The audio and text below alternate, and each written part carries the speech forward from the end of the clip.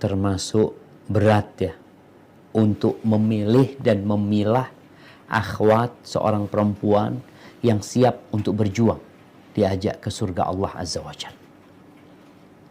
Maka kalau tadi hidup antum di lingkungan yang kental dengan pemikiran liberal, pandangan semua agama sama, dalam pandangan dia mau masuk surga itu yang penting jadi orang baik, tidak harus mentauhidkan Allah Subhanahu wa taala.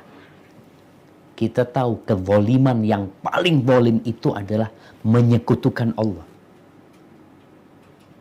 Maka Allah katakan wal kafiruna humudz zalimun.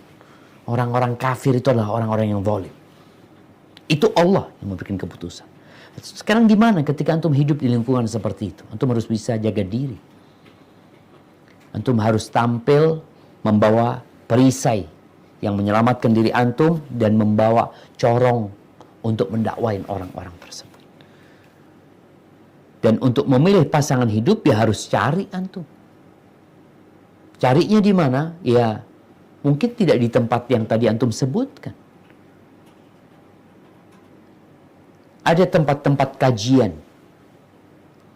di mana orang-orang hadir di majelis ilmu untuk mendekatkan diri kepada Allah Azza wa Jalla, untuk mengkaji tentang agamanya, untuk memahami kenapa dia diciptakan. Antum cari di tempat-tempat seperti itu. Pertama antum cari kawan yang satu majelis, karena antum laki-laki, antum cari kawan laki-laki di sana. Dari sanalah mulai membuka link. Mungkin kalau bisa kenal sama ustadznya, ngobrol sama ustadznya. Karena biasanya dari jalur akhwat pun yang sudah ngaji, cara mereka mencari pasangan pun sesuai dengan syariat. Mereka tidak melakukan pacaran, jalan-jalan bareng, PDKT untuk saling mengenal, tidak. Ada cara untuk mengenal, mungkin bisa jadi dengan CV yang diberikan. Dan nasihat ana ketika antum dapat CV seorang akhwat, seorang perempuan, maka CV itu menjadi bahan utama untuk mengenal. Tapi itu nggak cukup.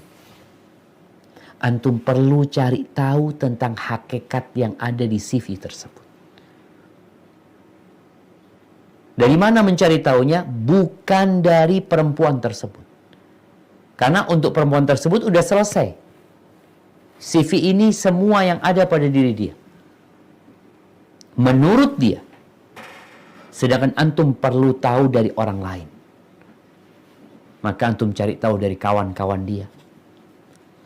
Kalau dia punya medsos, punya akun, antum coba ngelihat apa sih isi akun dia.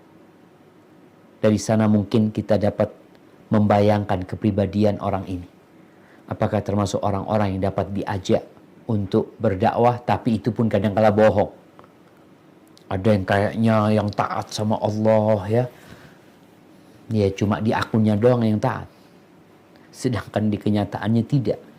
Maka antum perlu cari tahu, cari kenalan tetangga dia, kawan-kawan dia untuk mengkorek tentang hakikat yang ada dalam CV mereka.